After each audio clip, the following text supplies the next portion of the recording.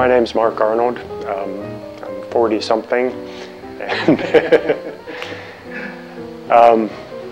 I've been making furniture for about 15 years now. I first got into woodworking when I was probably in my early teens.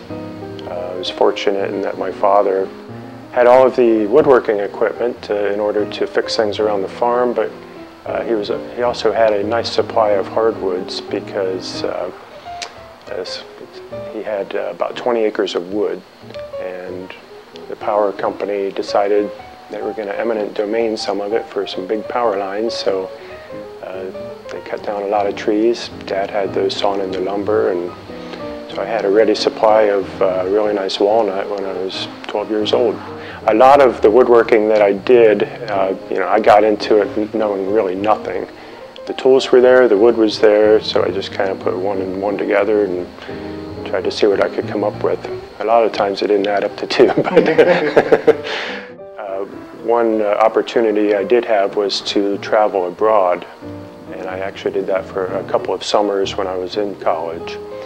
And one year I actually spent some time in France.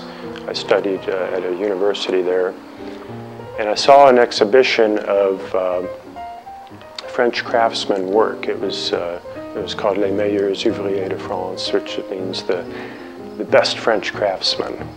I saw this exhibition and I was just kind of blown away by the quality of the work and how realistic some of the carving was, and the detail and some of the inlaid work and that sort of thing.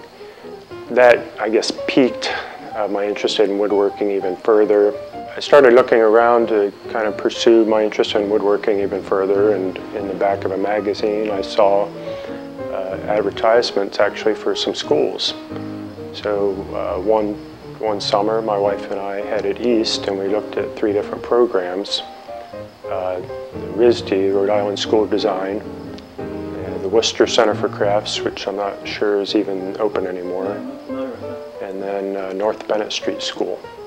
And I think we actually went to North Bennet Street first, but as soon as I walked in the place, it was like, yeah, this is where I want to go. This is it.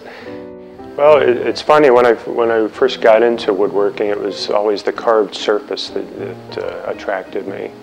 So my first I suppose my first love, as far as period furniture goes, was Chippendale furniture, because of all the, the acanthus leaves and the claw and ball feet and that sort of thing. But I don't know, maybe the more I learn, the more I know, and I know now that it's actually two-dimensional work that kind of captivates me. It's the inlaid stuff, making bandings and inlays and that sort of thing, doing veneer work with some really highly figured veneers.